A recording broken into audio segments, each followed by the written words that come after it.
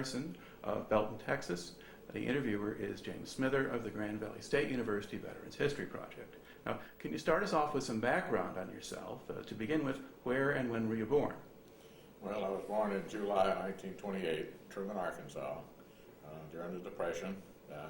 My father was an MD, and he was 62 when I was born, which was very nice, but unfortunately he died at age 72, so 10 years old I had only my mother, who was also, she was 39 when I was born. So I started off with very old parents. Had a sister a little bit older than me. And of course World War II started right after that, and I saw what was called a draft board, taking care of their friends and neighbors and drafting those they didn't want in the community. So saw how that worked from an early point of view. Okay. But you were still, now did you finish high school? No, we had a very small high school in Truman, and had a big red brick building. There was one water fountain on the main floor, no inside plumbing. We had a wooden john for the girls at one end of the block, and a wooden john for the boys at the other end of the block. And it's a two-story building. It was a very, very primitive school.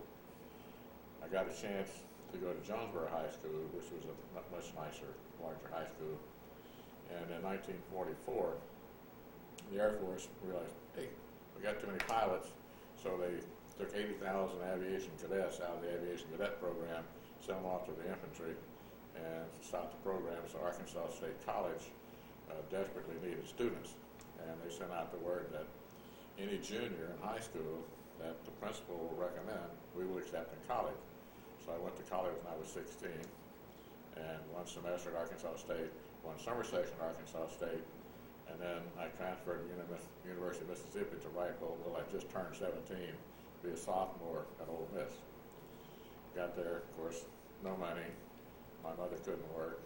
My father, being a country doctor, never got paid. And so I desperately needed the GI Bill if I was going to finish school. So in February 1946, I enlisted at age 17.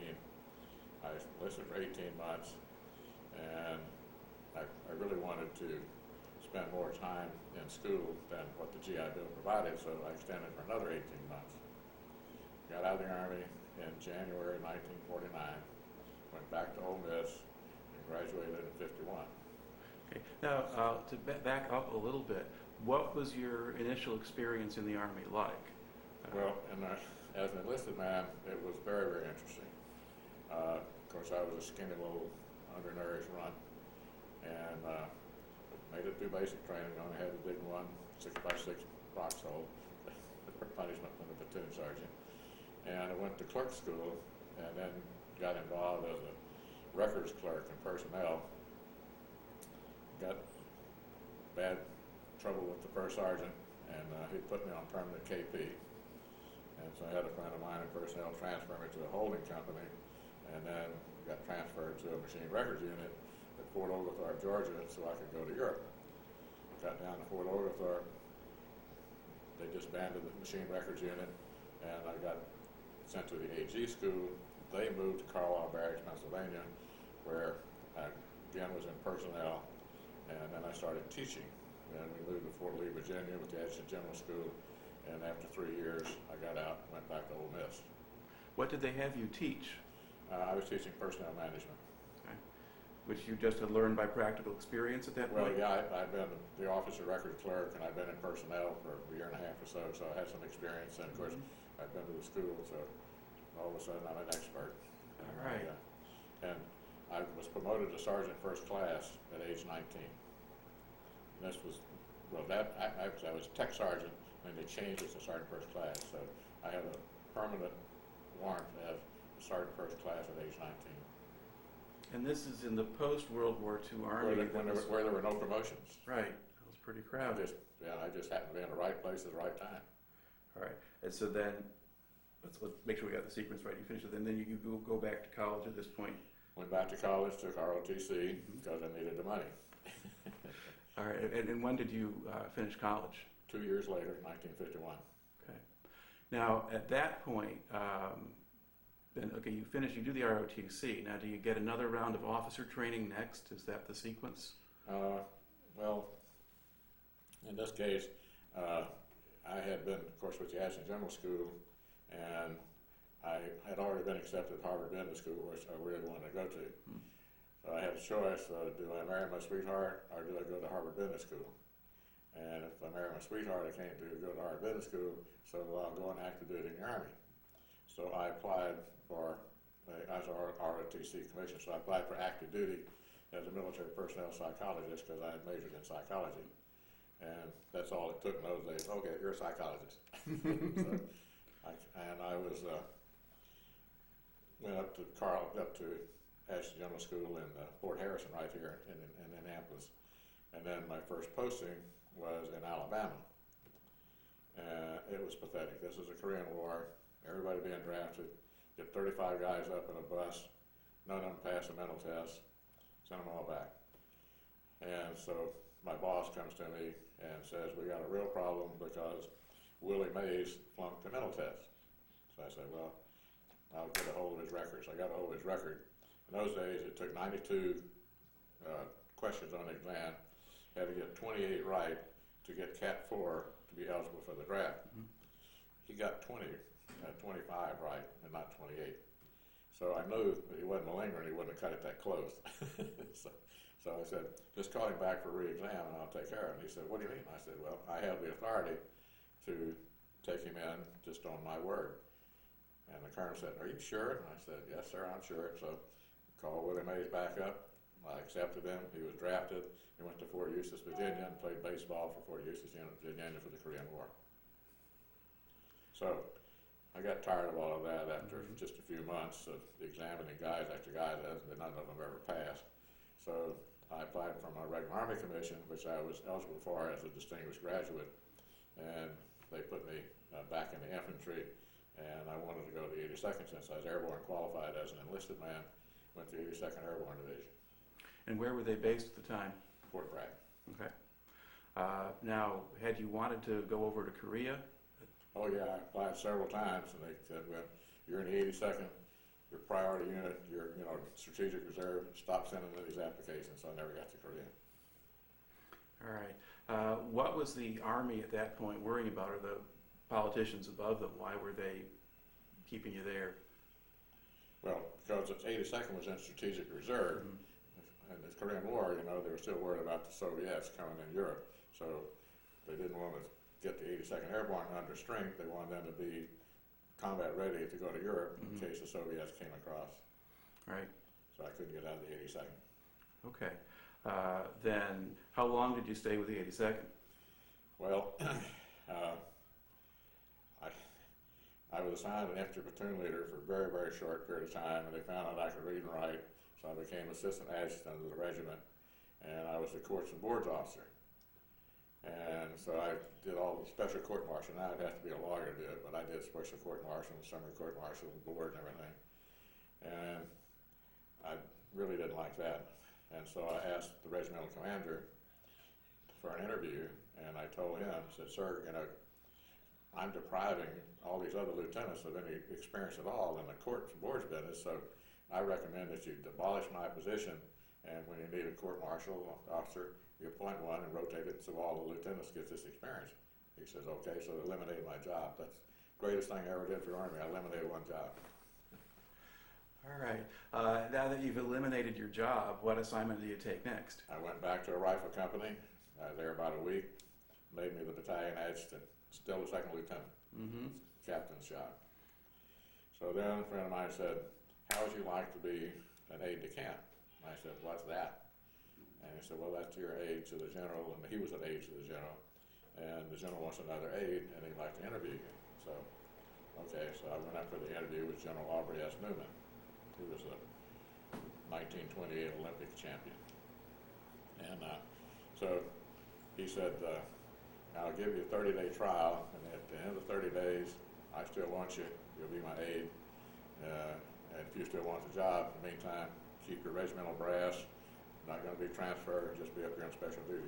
So about 2 weeks later, he said, I've seen enough to want the job, and I said, yes, so I was the general's aide. This is Aubrey S. Newman. And a few months after that, did some exercise, and then he got transferred to Fort Benning as a deputy commander at the infantry school in Fort Benning, Georgia.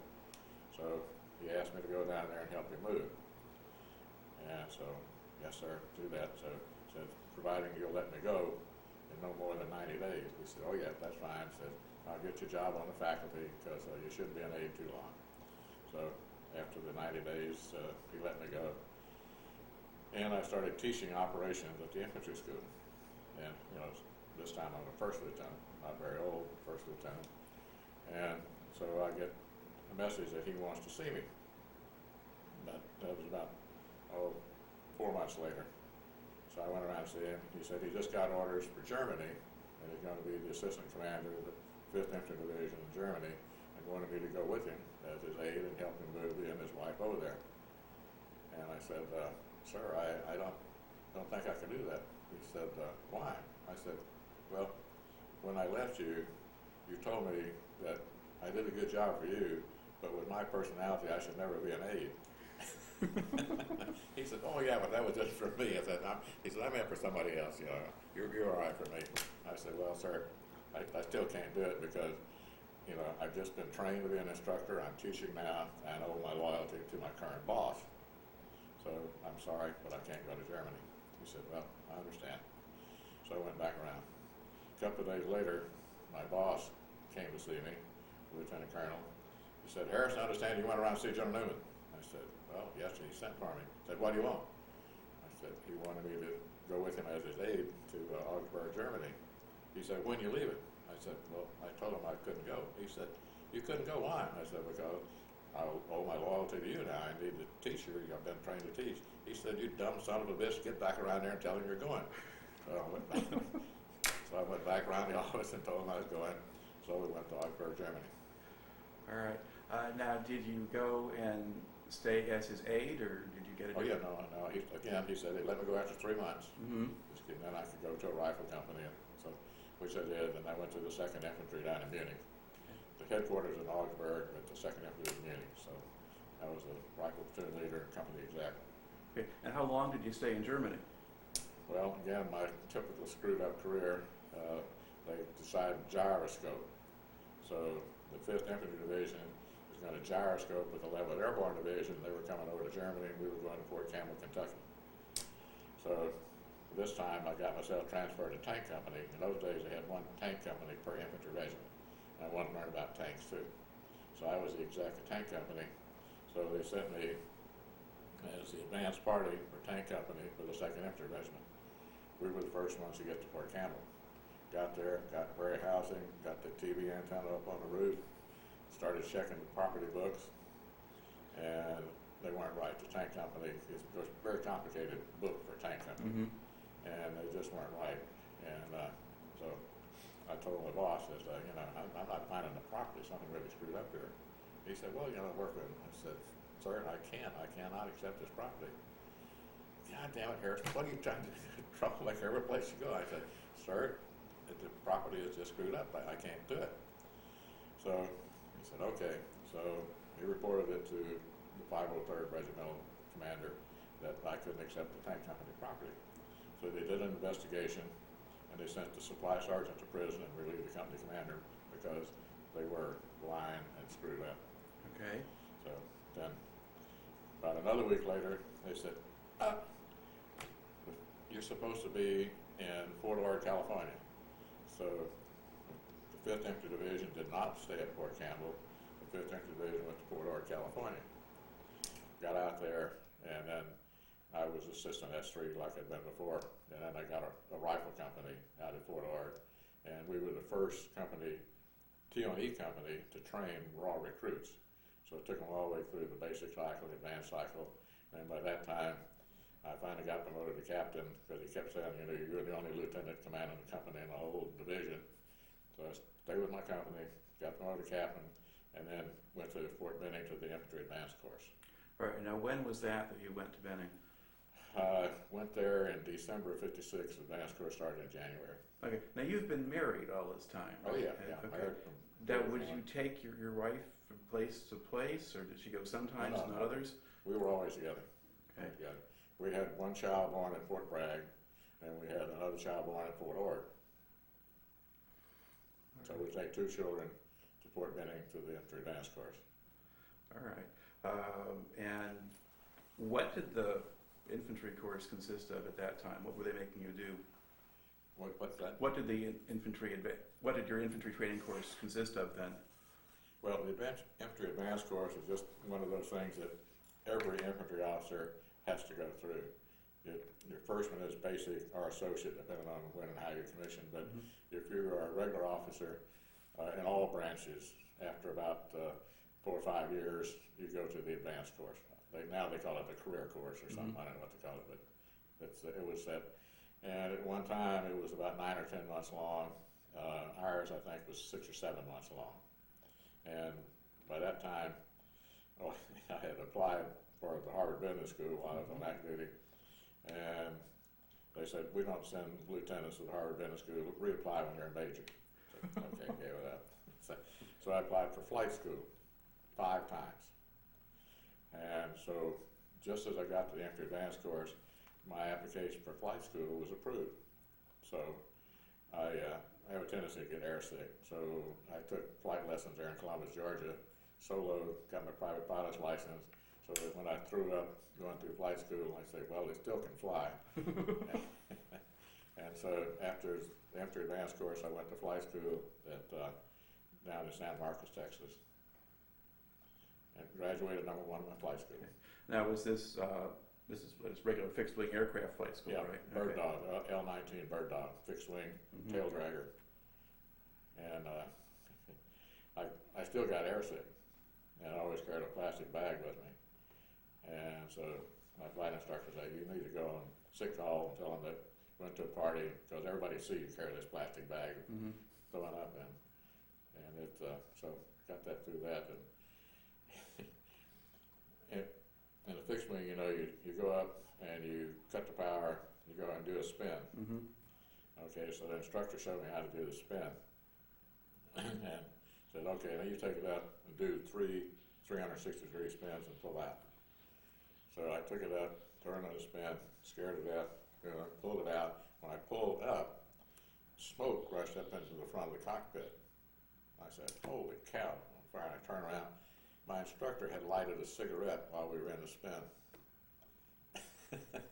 So, I guess that was one cool customer then. yeah, he was quite a character.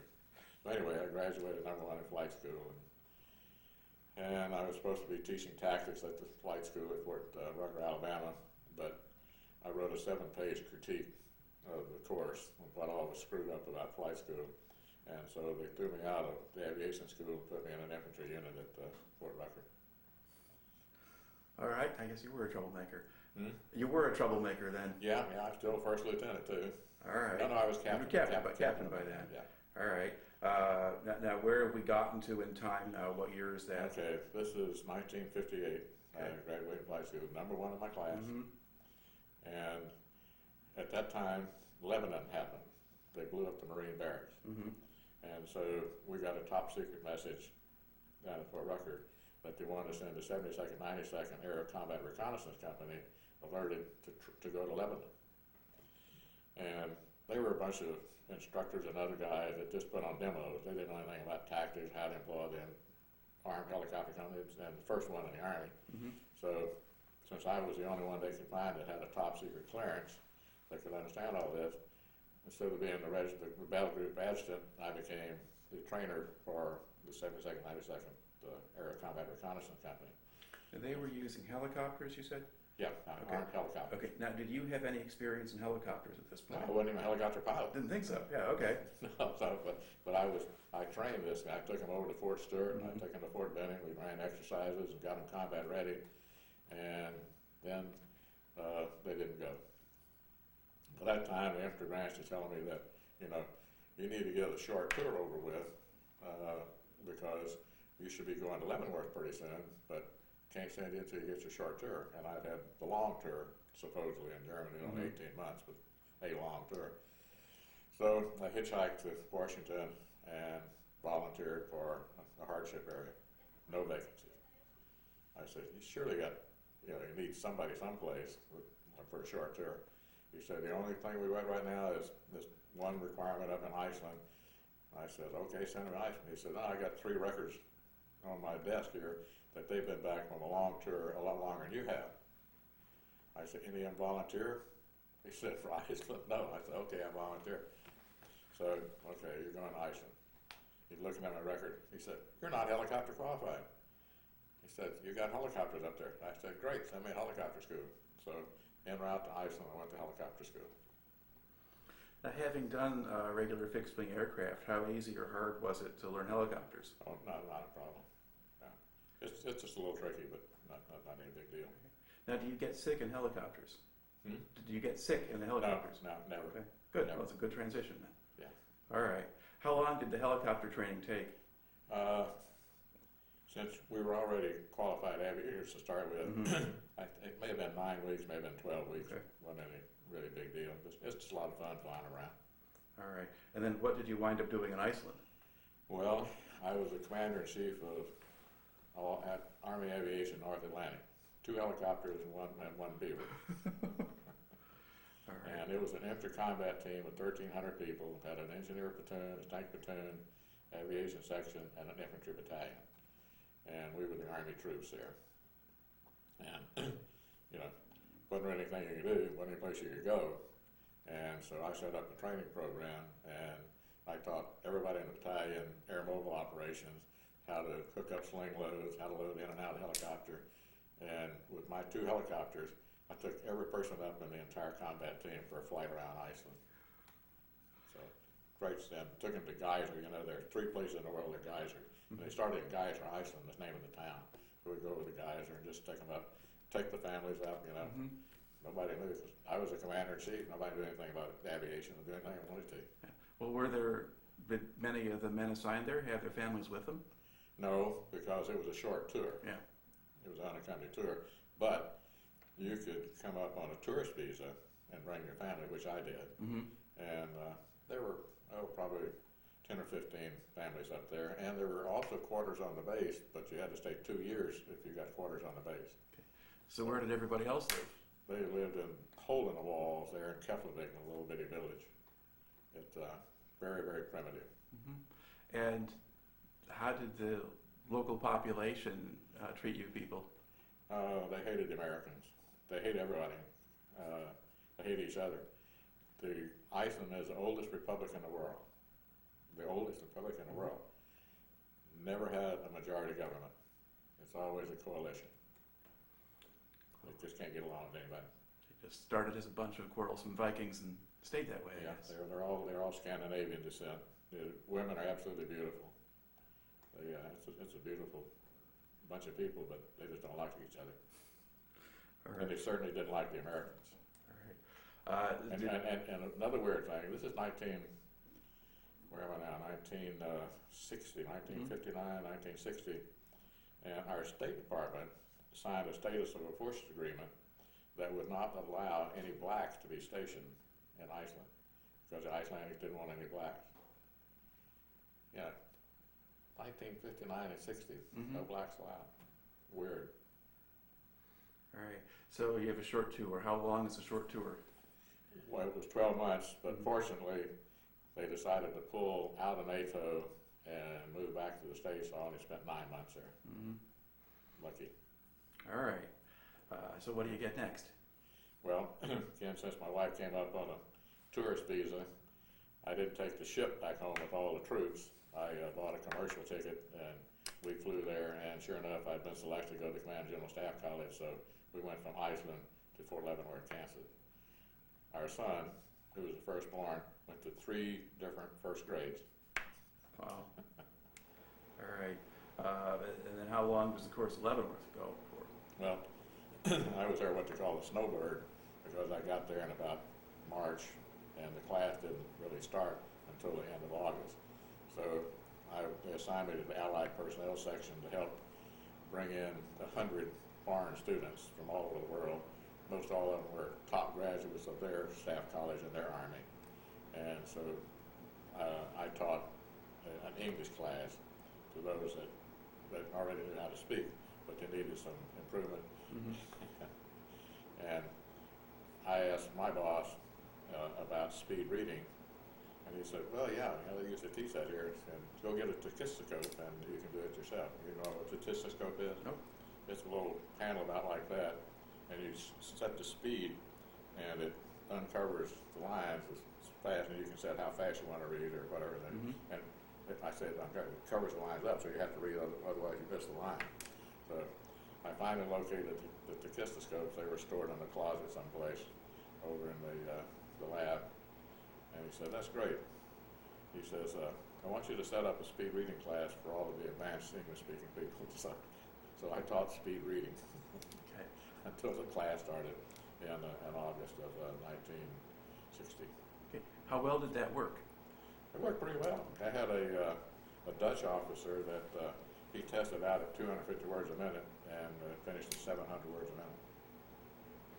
All right. And then now you actually get to take a course yourself at this point? See, I enrolled with all the rest of the students and went through the regular course. And then they kept me on the faculty. In spite of all my protests, I wanted to go back to truth, but they kept me on the faculty. And that lasted for it's about a year and a half, and then they started the air assault test at Fort Benning, and I was one of the aviators that could read and write, so they sent me down to test headquarters to design the test for the air assault test.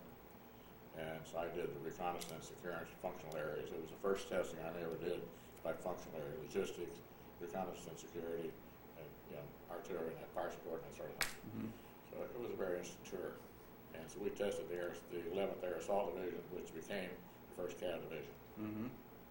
So you're kind of there on the ground floor with a lot of organizing of airmobile operations and all of that. I wrote a lot of the final report. All right. Now, did you stay on down there after you finished that, or what do you do next? I went to Armed Forces Staff College. Okay. And where is that? That's in Norfolk, Virginia. That's in the Norfolk Air Naval Base, Naval Air Base, whatever, there in Norfolk. Yeah. And I was just telling Mike that I got a haircut there. The Navy has regular seamen that give their barbers, so they do that on ship, and it cost me 30 cents. All right. Now, what rank have you made it to by this time? Are you still? By that time, I was a major when I went down there to start the test. All right. And then while I was at the Armed Forces Staff College, I think within the hour, I was selected for promotion to Lieutenant Colonel. Okay. And once you complete then the staff college training, now what are you eligible for? What do you go do next? I had a friend in personnel in Washington, and I got him to assign me to Hawaii. So I was on the staff of Commander-in-Chief Pacific Admiral Sharp in Hawaii, and I was in the Southeast Asia section of the Policy Division, J5, which meant we had Cambodia and Vietnam in my little section. There were 4 of us there, one from each service, and I was kind of the ground guy for the policy section. All right. And so when did you arrive out there? That would have been in the summer of '65. Okay. That would be probably a fairly interesting time to walk into that job. Yeah, it was. It's very interesting, and the 1st Cav Division was deploying by boat at that time, and I saw some of the guys when they stopped there for a rest stop in Hawaii. They were around to Southeast Asia. Now, Southeast Asia was your territory. Did that mean that you actually would go over to Vietnam yourself at this point to take a look at things, or? I was supposed to, but there was always something. They would never let me go. I had to do this, and I had to do that, and different things. Like I had to rewrite the plan for defending Thailand, have that reviewed, and I had to write a plan to invade North Vietnam, which I did, and that was reviewed. So I just busy doing all kind of stuff like that. And one of the guys that I had known during the air assault test was now the commander of the 1st Aviation Brigade in Vietnam, Phip Sena, Major General. And his wife was there in Hawaii, who we knew before. So he came back, on a visit every once in a while. And he said, I got a battalion that really needs a command change, and I would like for you to volunteer to come to Vietnam, and I want you to command this battalion. I said, yes, sir. So I volunteered for Vietnam right after I got to Hawaii. And I didn't know it at the time, but it took them months and months to decide that, because when you go to a joint assignment, it's stabilized and you're there for 3 years. Well, the Chief of Staff of the Army, Harold K. Johnson, said anyone in the Army that volunteers for Vietnam will go. So I know nothing about this, but for months they argued over that policy, and they finally let the Army have its way that stabilized tours don't count. If a guy volunteers for Vietnam, he can go. So after just a little less than a year at CENCPAC in Hawaii, I went to Vietnam after bringing my family back to the States, then me going to Vietnam. All right. And then where do you arrive in Vietnam? In Saigon, at Ton Sa Nu, the big base. All right. And what was your first impression of Vietnam when you got there? Screwed up, busy, everybody going in different directions. And, this was the start of the big buildup. And now, what unit specifically were you assigned to? To the 10th Aviation Battalion. Yeah, I went, the processing, and an old friend of mine was there. He was assigned lieutenant colonels. And we'd been classmates at Leavenworth. And said, well, Ben, I guess you want a battalion. I said, well, yeah, I'm supposed to get a battalion. He said, yeah, you and everybody else. So I had lunch with him, and that afternoon he sent for me and said, you really are going to get a battalion. he said, General Senda has sent a helicopter for you to take you out right now. So I went right up and took immediate command of 10th Combat Aviation Battalion. Okay. Can you describe a little bit what the makeup of that battalion was and what its mission was? Yeah, the Aviation Brigade had all the separate aviation units. There was an Aviation Battalion East Division at that time. Now they got a Brigade Aviation Battalion. And then they had several battalions. By that time they had probably 6 other battalions that were under the 1st Aviation Brigade, commanded by a 2-star Aviation Brigade commander. And he assigned me to the 10th Battalion, which was up near Nha Trang.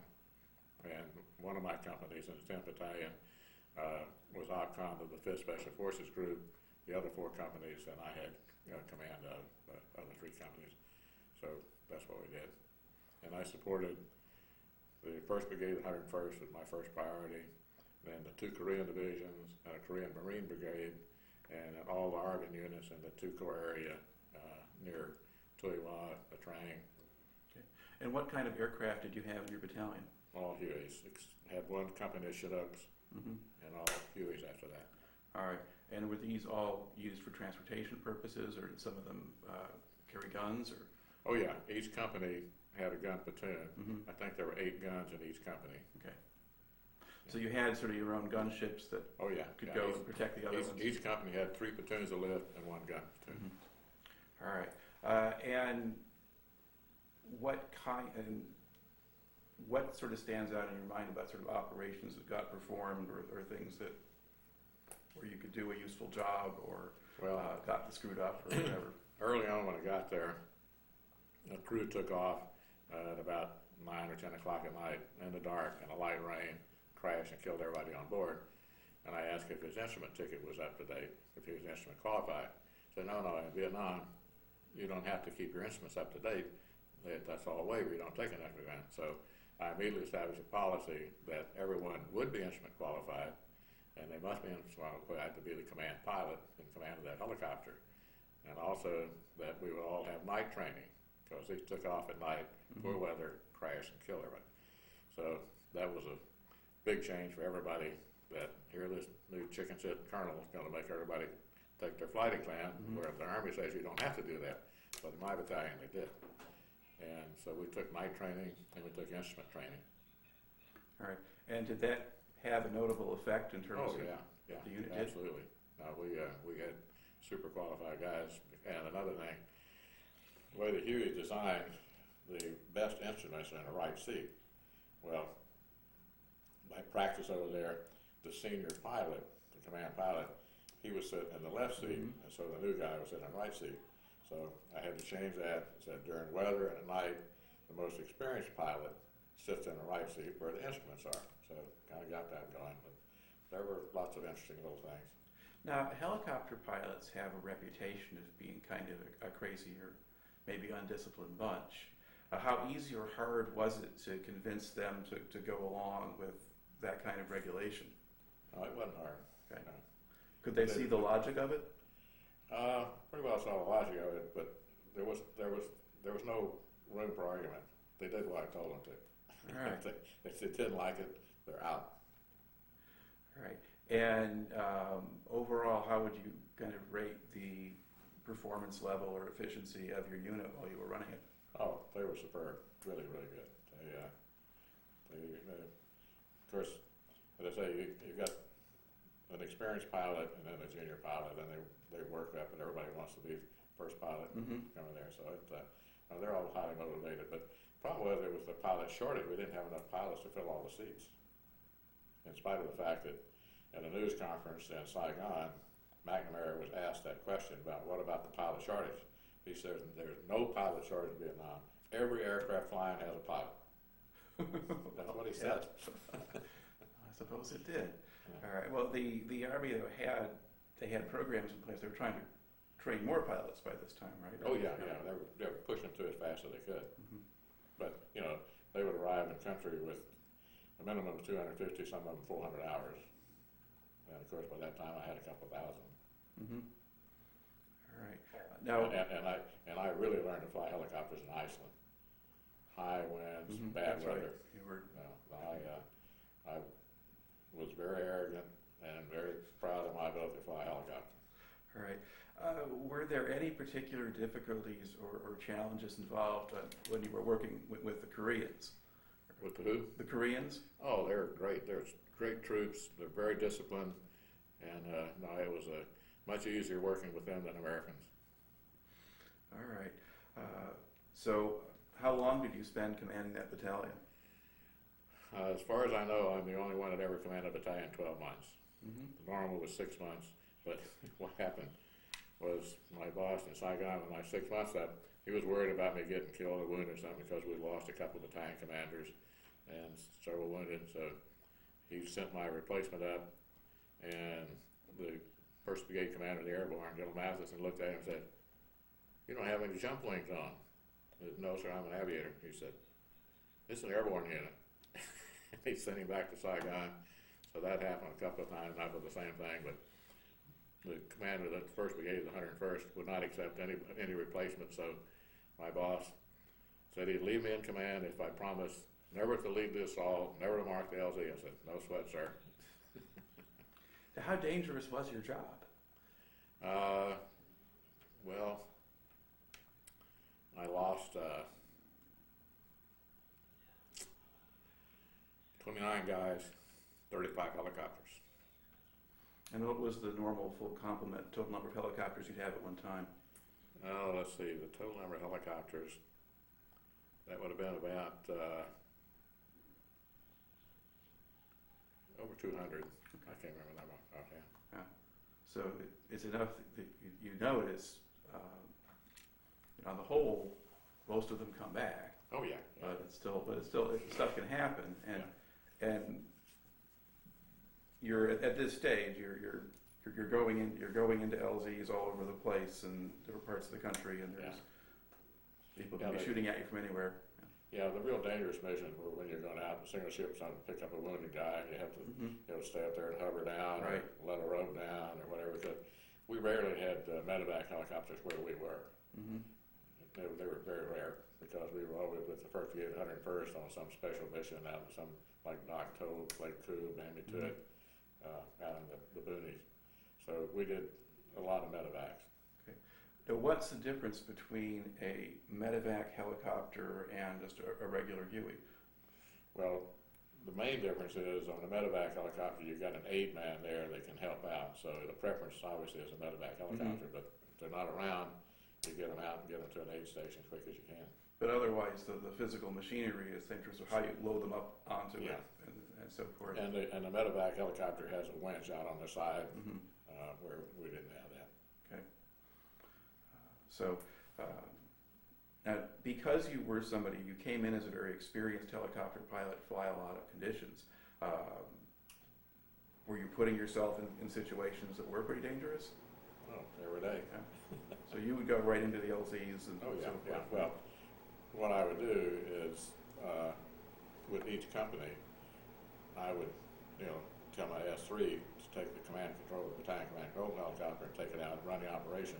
And I would go as Peter pilot and land in formation with the other troops, just to show them I could do it, and I wanted to let them know that I knew what they were going through, and I could be as scared as they could. And so, Right. so I flew with their company, including the Chinooks. So it's really the equivalent of what a line company commander would do, is take the risk as men does. Yeah, and again, I had a requirement for night training, and I made each company conduct their own night training, at least one assault a month, and then we would do one whole battalion night assault, and just for training, no troops on board, but just for practice. And I told the Chinook company that, and that, sir, we can't fly at night, particularly in formation. And I said, why not? And they said, well, the windscreen is such an angle, and the lights reflect up, and it's hard to see the instruments. I said, no problem, I'll fly the lead Chinook. And I wasn't Chinook qualified. So I flew the lead Chinook, scared the shit out of them, never had a problem with them again. They were ready to go next time I told them to. All right. Now, you got to the end of that year's assignment. Were you sad to see that come to an end, or were you ready to go on to something else? No, I was ready to go home. Yeah, how much contact do you have with your family while you're over in Vietnam? None at all.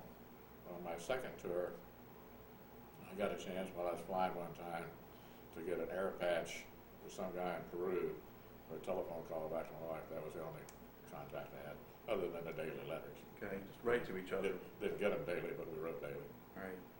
Okay. So then, when do you leave Vietnam then, from that first tour? First tour, that would have been in July of '67. Okay. Now, what assignment do you get then when you come back? Okay, from there, I went to, again, my friend gave me a good assignment up in McNamara's office, so I could get the joint staff duty and all that sort of thing. So I was in the Assistant Secretary of Defense for Manpower in the Training Division of Assistant Secretary of Defense for Manpower. So were you with the Pentagon? Or? Yeah, the Pentagon, yeah. There were four of us there, one from each service. All right. And what was that experience like? Well, it was pretty disgusting.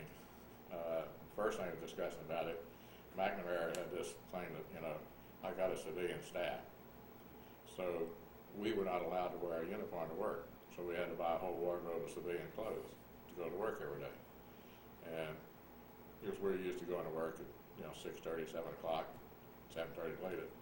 And I get into the office, and the civilians would start dragging in at about 8:30 or 9 o'clock. So I said, okay, I'm going to do that too. I'm going to wear civilian clothes. So the guy across the street from me there in Northern Virginia, he was an Air Force two-star general. He went to work at 6:30. I went to work at 8:30. So I just went along with the game. And how much of what you were doing was sort of political as opposed to practical, or how much political stuff did you have to deal with at your level? Not so much political because we were in the training part, but Project 100,000 was going at that time, and the guy that did that was a civilian across the hall from me, and that was pretty disgusting. Okay. And could you explain what the purpose of Project 100,000 was? Yeah, political. Yeah. Equal opportunity for all the dummies to come in and screw up the military. It was really a disaster. It cost a lot of extra money for the training, and it did cause a lot of problems. It was a total failure, in my view. Because it was basically taking people who did not qualify for the service on the aptitude tests. Not aptitude, is intelligence test. Yeah. That's, and then somehow or other, in principle, making them qualified, or at least, did they get any kind of training or education? Oh, yeah. Of course, they had training programs for them, and some of them turned out okay, but I'd say the majority were a problem. We would have been better off without them, that's for sure. Yeah, and in terms of investment of resources, maybe not a great idea. Exactly. But so you're seeing that from the inside in terms of, well, how does it actually play out? Okay. How long did you have to do that kind of work? Well, again, very lucky. I was there for a year and was selected to go to the War College. And in those days, once you selected for the college, you went out of the Pentagon. Now, and not long after that, you had to do your full 3 year, get deferred, and go to college whenever you did 3 years. But I got out after one year. So I got out after 1 year on my first tour in the Pentagon, out after 1 year in my second tour in the Pentagon. Then I had a third tour, but that's later on. Okay. So yeah, you're kind of going and doing that. Now, when you're going to the college, are you going there to teach at this point or to study some more? It's a Another level of progression training? thing. Okay. Yeah. Everybody goes to the advanced course, and everybody's going to get promoted goes to the war college. All right. And you may go to your service war college or some other service war college. And in the meantime, you might go to the Armed Forces Staff College. That's not something that's in the line that you have to do. But everybody that's a professional career guy goes to the advanced course and then the war college. And is this sort of part of the process to get you from lieutenant colonel to colonel? Yes. Oh, yeah, definitely. All right. Okay. Yeah, it's just part of the professional military education system. Right. Okay. And then when do you complete that course? I completed that in '69. I went to Air War College, which was totally unchallenging. The Air Force had a policy that everybody would go to Southeast Asia before anybody went the second time. So, you know, all the top guys and the professional level of the Air Force people that were there with all of the Army, Navy, Coast Guard, Marines was below standard, below the policy. So it was a snap course. So much so that I enrolled in Auburn University, and got a master's in business while I was going to the Air War College. Is the Air War College, is that in Montgomery? Montgomery, yeah. And they had a little program where you could do that, and so I went to night school and Saturdays a week to go to Auburn. So I got my MBA from Auburn.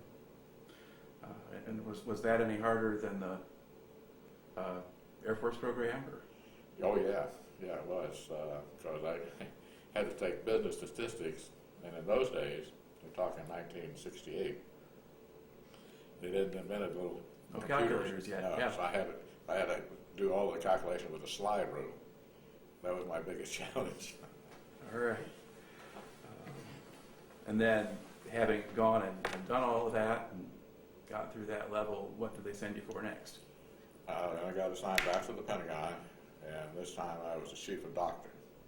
This time I'd come out on the promotion list to colonel, so I was a branch chief and assistant chief of staff for force development. They have a doctrine division there, and I was the chief of doctrine. All right.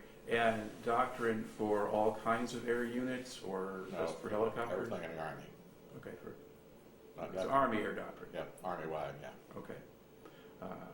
And were you making an effort to try to adjust doctrine or whatever to fit what you learned in Vietnam, or?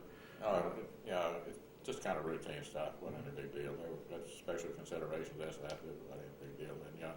And I volunteered for Vietnam to the commandant infantry brigade as soon as I got there.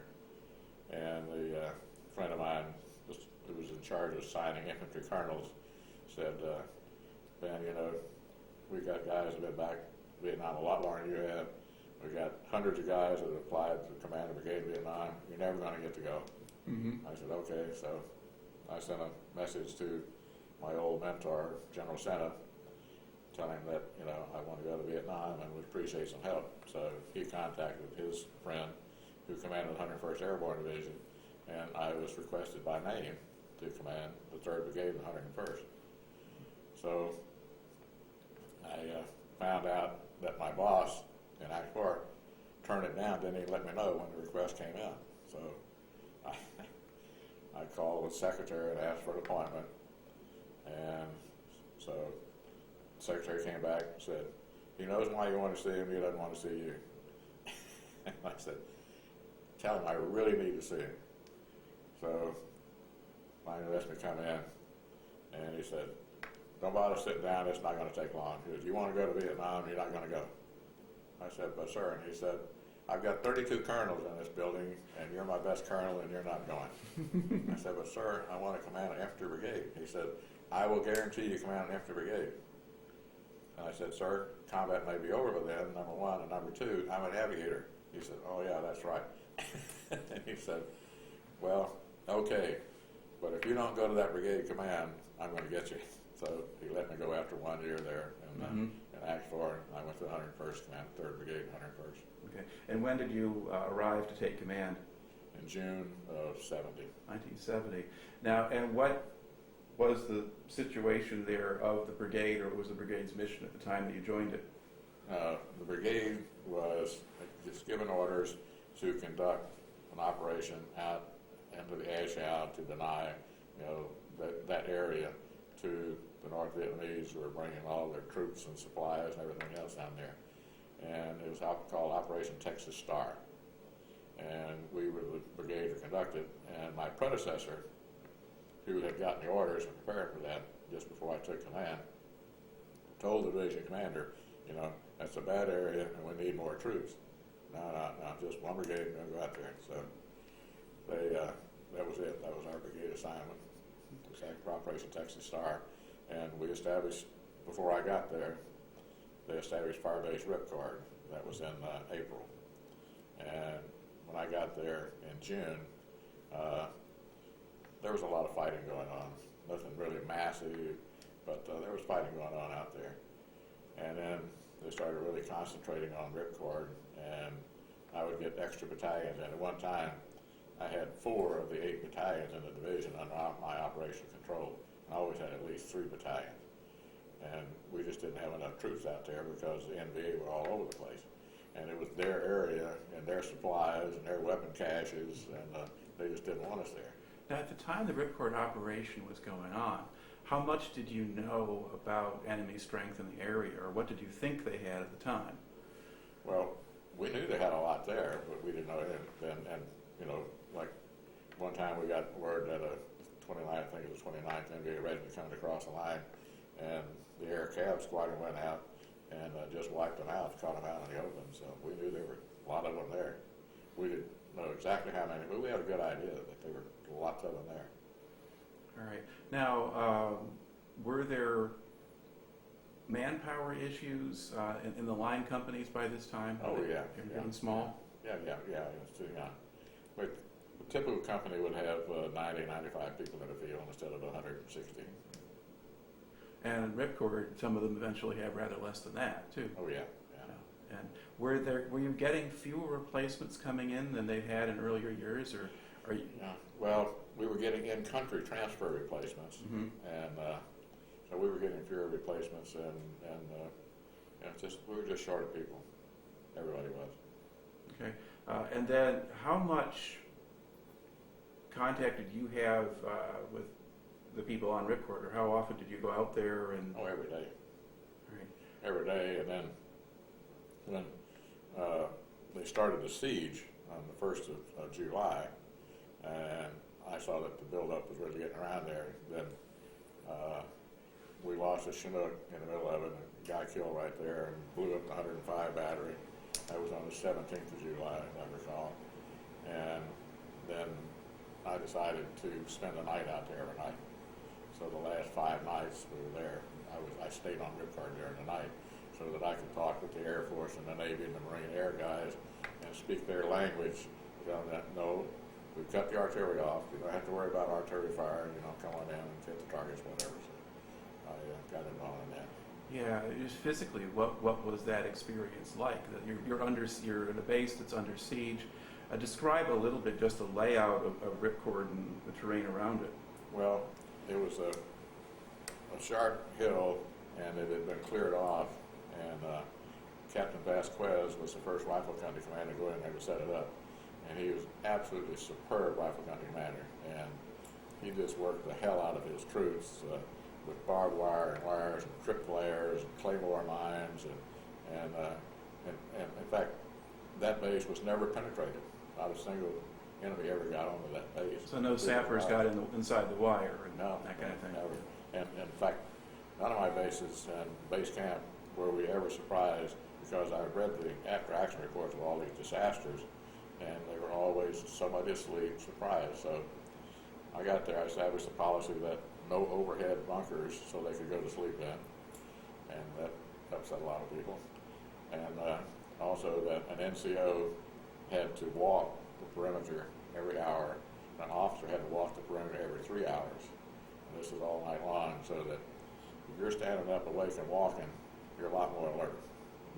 Now, those were procedures that Captain Vasquez was using with his own company. Yes. Before you'd gotten there. Yeah. Did you pick that up from him, or did you just know that anyway? Or No, I just knew that's what you had to do. I read all the after-action reports, and Yeah. they were caught napping. Mm-hmm. Yeah. So, but you're there now. Physically, what was it? And then I guess you're on the top of this hill. Now, where was the enemy relative to you? Completely around us, plus we were on hill 923 or 937, something like what it is, but anyway. And just adjacent to us, within mortar range, was hill 1000.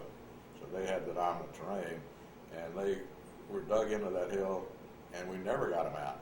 We bombed and bombed and bombed and bombed and bombed, and mortared, attacked the hill. We could never get them out of that hill. So the pressure over there in the hill 805 on the other side of us, we had troops over there. They were all around us. The hill 1000 there and there, and we were on, I think it was hill 917 or whatever, 923, whatever it was, but we were a little bit lower, and of course our hill was totally barren because we had a 105 battery and a 155 battery, and it was all cleared out, and we had bunkers, and the battalion command bunker of the 2506 was underground, sandbagged, and was the aid station, and so it was pretty well fortified up there. But again, where the troops were, no overhead cover, what we had was things they could crawl under if they got an incoming attack of mortars, but they couldn't stand up and be covered. When they were standing up, they had to be able to see out. They could see. But it was pretty barren. And of course the disaster was on the 17th of July, I think that's when it was. The Chinook came in and blew up and wiped out the whole 105 battery and a lot of shells. So And with them, and weren't they also firing sort of direct fire rounds onto the base, recoilless rifles and things like that? Yeah. So they couldn't force you off the hill by ground assault, but they could just shoot down into the position and make it a lot of mortars, a lot of rockets, and particularly the 120 mortars. The 120 mortars, really, really bad. And they could also hide a lot of their ordnance inside caves or bunkers built into the side of the mountains. They had a huge supply depot right there in the ash. So your artillery or airstrikes, by and large, if stuff is falling, it's not going to get them. No. You would need the right kind. I mean, these days we have self-guided missiles that might go in from the front, but we're not quite there yet. Now, how close did you come to getting hit yourself? If you're on that fire base at the end of the siege. Yeah, well, I was standing just outside the top on about 4 boxes of ammo boxes filled with sand. On the other side of that were sandbags, and a 120 mortar landed right in front of this thing where I was leaning, and it blew me back and the guy I was talking to back about 8 or 10 feet, just right straight back into the bunker. And when we got up and shook off, he had blood coming out of both ears, and he was evacuated. I had a rather bad headache, and the guy to my right, who was standing behind a bunker just like that, the whole thing, he was killed instantly. So that was the closest call that I had. Now, while you're there, at the end of the operation, Lieutenant Colonel Lucas, who's the battalion commander, is also kind of right. So you're right there with him, pretty much. Oh yeah, it was his talk I was standing in front of, right? And I slept in his talk. Yeah, and how did he handle the situation in those last days when they're under siege? What was he doing at that time? Well, of course, we were all up very, very early because we made an early daylight extraction of A Company.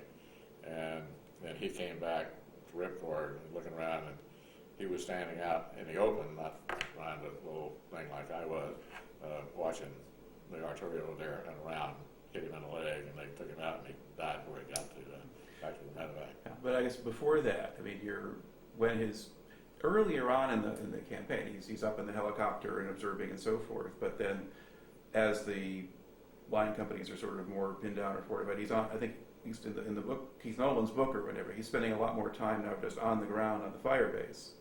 Who is? Lucas? No, Lucas is in his helicopter all the time. Even in the very last days? Yeah, he's in the little H-23 helicopter, which is, just have one person and a pilot, and there's a seat in the back. He was out there in that all the time, flying low level and right down in it. He was in the action all the time. Because you still had line units out there and on the other yeah. hills and in between them still. Yeah, they were patrolling, and we had another battalion out there on the ground with him, and we had an extra company that was OpCon to his battalion on Hill 805. So he was very, very much out with it all the time, scaring the hell out of his pilot. All right, and you also got, let's see now, General Barry was the assistant division commander at that time. He was the acting division commander because General Hennessy was on leave in the States. And what role did General Barry play in things, or how much did you see of him? Oh, every day. He didn't miss a day shooting my ass. And how was he able to, I guess, one of the larger issues surrounding Ripcord is sort of, well, okay, that was a place where eventually a decision comes down to evacuate and move out. And the question was whether we put more people in to try to actually secure the area and chase the enemy out, or take ourselves out. And at least in the book version of things, most of the officers, Lucas, yourself, Barry, were of the inclination that, of course, we should keep going. And then eventually it goes the other way. Was there a point where you decided, you're just yourself, it doesn't really make sense for us to stay? No, I never came to that conclusion, because we had the mission to push on into the ash out. And that's what we were doing. Closing the base never occurred to me until Barry came to that decision. And one of the main reasons he came to the decision is because we lost our 105 battery. All the tubes were out, and we couldn't have that direct fire support, which is very important. And so as soon as that happened that day, I requested another battalion, another artillery battery, and opened up the fire base right next door there. That's the fire base. Started with a G, Gladiator, and I requested an engineer platoon to go in and check it for mines and booby traps, and requested the lift and requested another battery. And by about 6 o'clock that night, we had 105 support. So we were without 105 support for just a matter of a few hours. And once you have Gladiator set up, does that obviate some of the need to be using Ripcord? No, you needed both of them. You had the 155s on Ripcord, and of course it was a bigger place, and you had the aid station there. Well, is Ripcord also becoming kind of a dangerous place? Hard to work out of? Yeah, it's always very, very hard because, they had mortars and all around us, and when they started getting the 120 mortars, that was when it was really bad. Okay. This tape is... All right, we've been talking about the kind of the end of Firebase Ripcord and the withdrawal from there, and sort of the prospects for what might have happened. Now, having left Ripcord, I guess on some level it kind of stayed with you, because well afterward you managed to locate your Vietnamese counterpart from that battle and actually talk to him about the Vietnamese side of what went on. Can you describe a little bit your contact with him and what you learned from him? Yes. I got in touch with a fellow named Cordian Provenius, and he had gone back to Vietnam and studied Vietnamese, and he was there about 6 years and married a lovely Vietnamese lady whose father ran an English school in Saigon, and he traveled all over the country by motorcycle, and so he was the guy that could possibly find some of these people for me. So he set up a tour for me in 2001 to go visit the people that had been fighting against us. And I made a number of contacts there, called on the ambassador and all that sort of thing, but I could not get the commanding general of the 324B Division to meet me. He was living in a little town up on the Chinese border, 200 miles north of Hanoi. It's a little dirt road, wasn't all dirt, but it was a little road, and no airport there that I could fly into. And I got a message to him that if he would come to Hanoi, that I would pay him a consulting fee and I would pay his expenses. He sent the word back, if you want to talk to me, you've got to come to my house. There was no way I could do that. I didn't have the time, just couldn't work out, because that was been at least 3 days to do that. A day to get up there, a day to talk to him, a day to get back. So didn't do it. In 2004, I was contacted by the University of Southern Mississippi again and asked me to be one of their visiting professors to take a group of their graduate students over for a tour. I said, if you can guarantee me that I'll be able to interview General Doyle, I'll go. So it took him a while, but Courtney Frobenia said he had it set up, and he provided the guides and everything for their whole tour of Vietnam. Mm-hmm. So I'm going back in 2004, and I left the group of students, flew up to Hanoi, got a driver, drove 200 miles up this little road, and got to the hotel, which kind of interesting. It was so far up there, wouldn't take credit cards, wouldn't take American money. That's pretty far out in the sticks. Mm-hmm. Good people won't take American money. So I went out and I had prepared a nice gift for his wife, beautifully wrapped, because they put more into the wrapping than they do the gift, and also a gift for his daughter, and I think it's about a $60 bottle of brandy for him. So I took those gifts out to him in the evening, and he was a little formal, a little cold, and we sat around and talked, and he didn't open the brandy. We drank beer, because I think he's probably going to sell the brandy. But we talked and got a little more friendly, and so he agreed, okay, he would come to the hotel tomorrow for the interview. So next morning he comes to the hotel, and he said, I can only stay 1 hour, and through an interpreter, who was my driver. And so after about 3 hours, he said, I must go. And so I said, well, General Doyle, if we had not left Ripcord, what would you have done? He said, I still had 1 battalion left. He said, we would have kept pushing in, just like we did at Dien Bien Phu, and we would have kept coming in. And that's when he admitted that we had destroyed 8 of his 9 battalions, inadvertently saying, I still had 1 battalion left. Mm-hmm. That made my whole trip. So the operation cost them quite a bit. Oh, yes. And while they may have interfered with our own plans to go into the A Shah Valley at that point, we also interrupted whatever they were sending. Oh, absolutely. No, it was very, very costly for them. Mm-hmm. Yeah. All right. Now, once the Ripcord operation was over, what happened with you and the brigade? Well, we just kept on going to another fire base, and we went, of course, we took over O'Reilly for a while, and, which was a joint base, and we just continued to operate. We just pulled back, but number one, the monsoons season was coming in, so that helped us pull back. So, got a lot quieter. All right. And then, let's see, you're basically there with them for a 6-month tour, so you're there until December 1970. We opened a fire base, and a lot closer into Camp Evans because of the weather. Couldn't go out on the mountains all the time.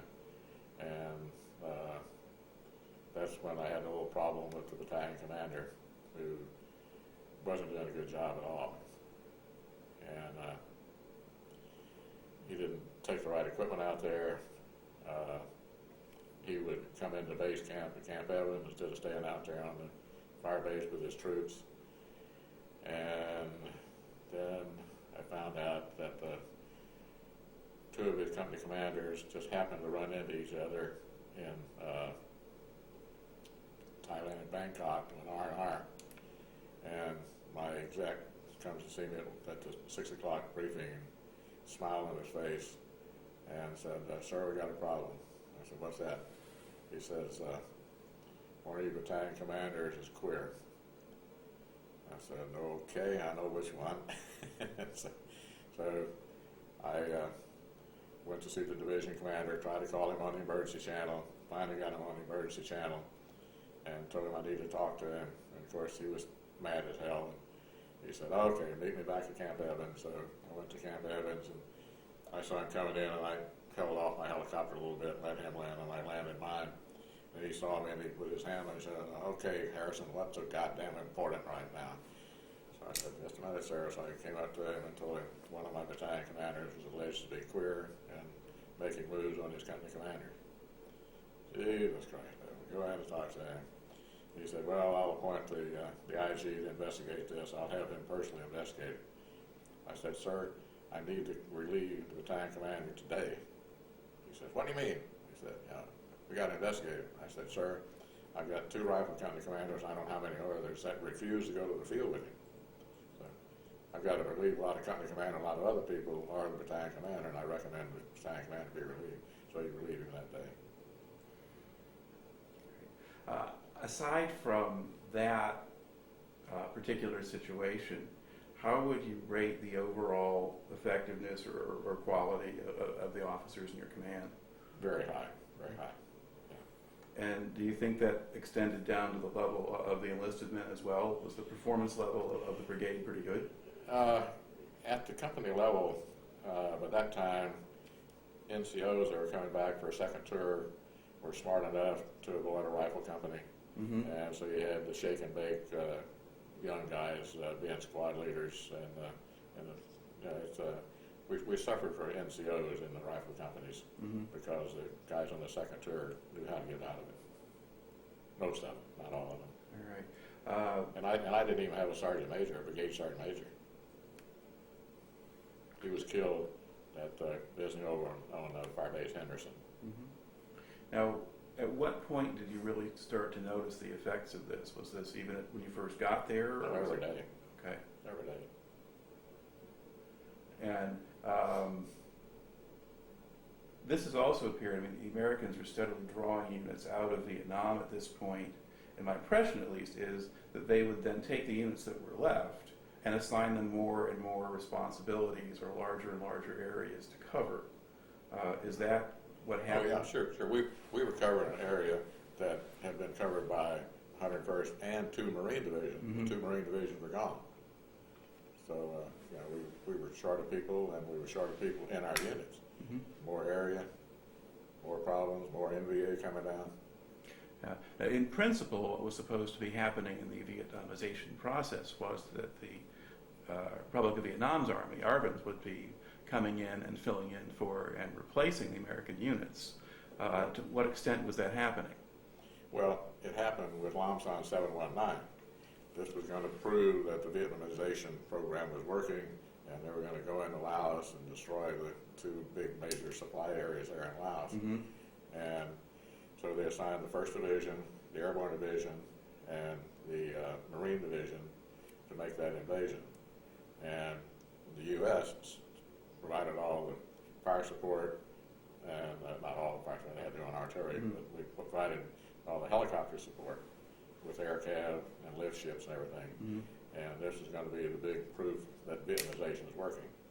Well, it didn't work too well. What connection did you have with that operation?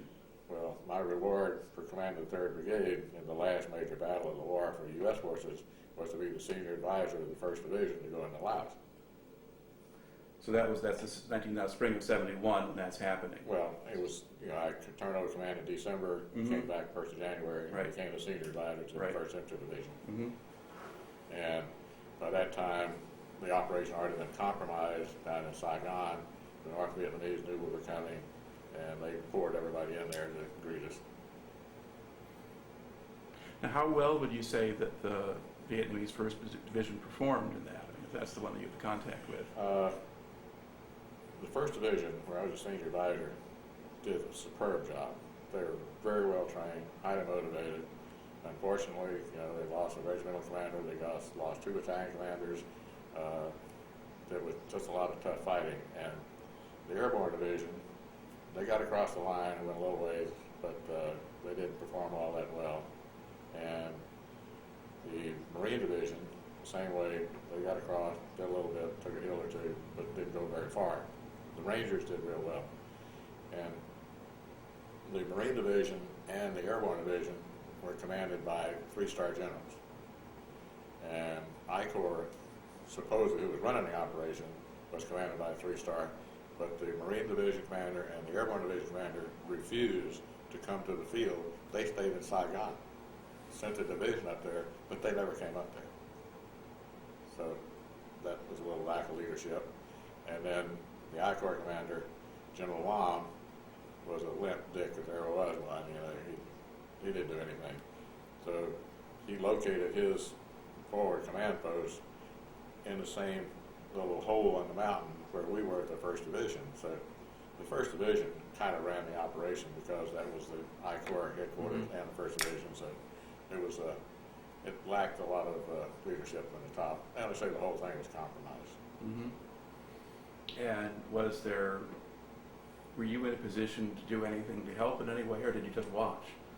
I spent a lot of time around the top because the I Corps commander, General Sutherland, came to me, punched his finger in my chest, and said, "You or none of your advisors will ever go across that line, not even in a helicopter, because we had direct orders from the Congress there'll be no advisors in Laos, so I couldn't go out on the battlefield." But General Fu, who was commanding the 1st Division, he went out every day, and he did a lot.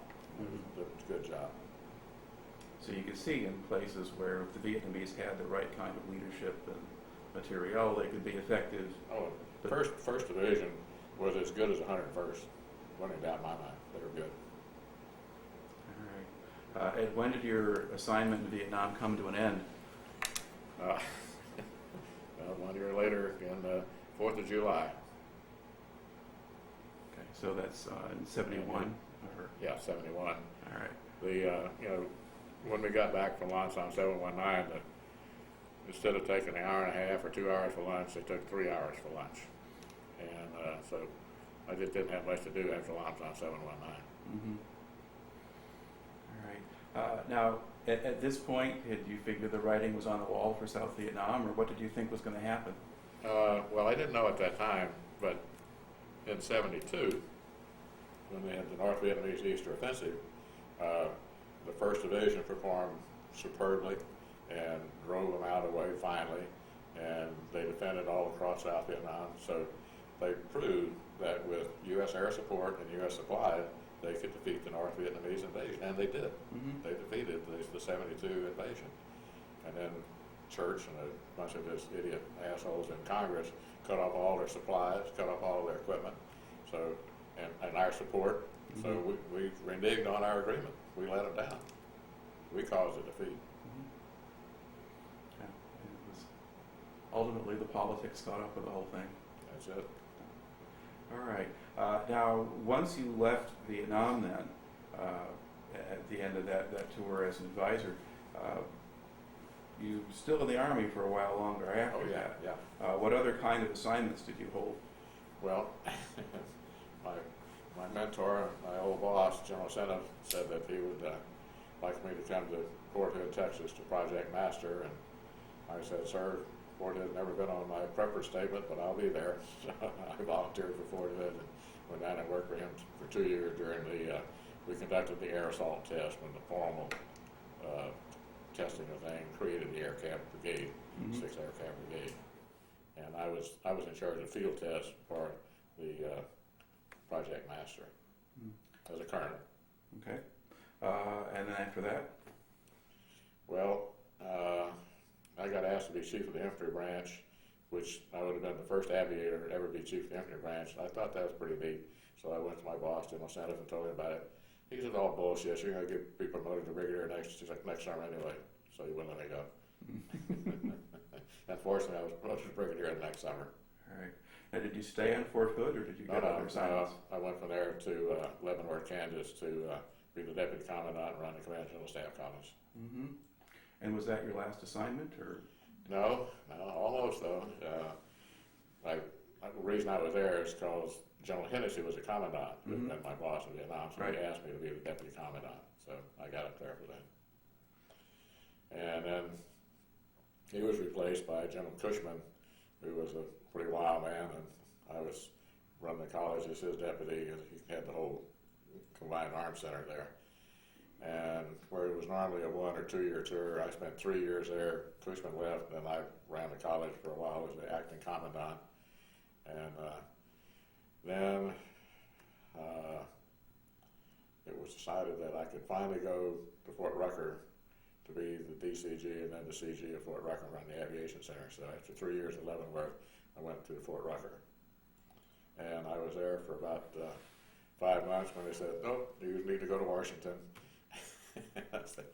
My congressman, the local congressman called me and said, "Ben, I've done everything I can, but I can't stop it." And I said, "Stop what?" He said, "You haven't heard?" And I said, "No, I haven't heard." "Well, you're being transferred to Washington. And so I went to Washington, did a special study for the Chief of Staff, Bernie Rogers. I did a review of all educational and professional development programs for officers. So I did that for a year. And then I was supposed to command the 25th Division in Hawaii, and that got changed while the commander en route to Fort Harrison, while he was on leave en route, decided to retire. So they changed my orders. Instead of going to command a division, went to command. I got a phone call from the director of the staff, 3-star general. He says, Ben Harrison, you're going to go command Fort Ben Harrison. I said, thank you, sir. Hung up, turned to my wife. I said, we're going to Indianapolis, and I'm retiring next summer. I was pissed, and that was it. So I retired next summer. All right. Several years early. Okay. About 7 years early, actually. But you didn't necessarily stop working at that point. Oh, no. What did you do after that? Well, I did some training studies that created some simulations for our unit training, and working for Department of Defense, DOD, DRE, Defense Research and Engineering. So you're doing that on a contract basis, or? Yes, as a defense contract, just consulting. And so I have been traveling all over the country doing that sort of thing. And then do you also get winding up with Southern Mississippi University, or? No, that was just Southern Mississippi to take those tours over Right. to Vietnam. But that was just that. That was just a short tour. Okay. Yeah. All right. Now, to look back on things, if you want to try to think of yourself as the 17-year-old Army recruit, if somebody had told you at that time that you were going to have the kind of career in the Army that you wound up having, would you have believed them? Of course not. Not even when I was lieutenant, I wouldn't have believed it. Because my idea was to go on active duty, marry my wife, get out after a short tour on active duty, and go to the Harvard Business School where I had been accepted. And I tell you about being accepted to Harvard Business School. I was still a student at the University of Mississippi. Applied to Harvard Business School, and I got a letter saying that you have to appear before the Board of Admissions, but instead of coming to Harvard, we have a representative that's going to be in New Orleans on a certain date, and if you like, you can go to New Orleans and be interviewed there.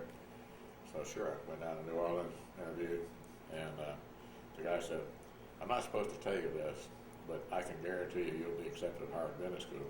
Well, my head was really big. And then he said, we like to have geographical representation, and right now we don't have a single person from Mississippi at Harvard. Okay. So I'm the token Mississippian. Yeah, get a reward for showing up. Yeah. And then finally the Army sent me to Harvard Business School. So you did manage to get there at some point? Yeah. But only for one semester. But they call it the Advanced Management Program. It was fun. All right. Well, thanks for one heck of a story here. Yeah. Anything else you want to throw onto the record before we close out the interview here? Okay. Is there anything else? Yeah. Okay. I'm happy. Very good. And that'll be a wrap.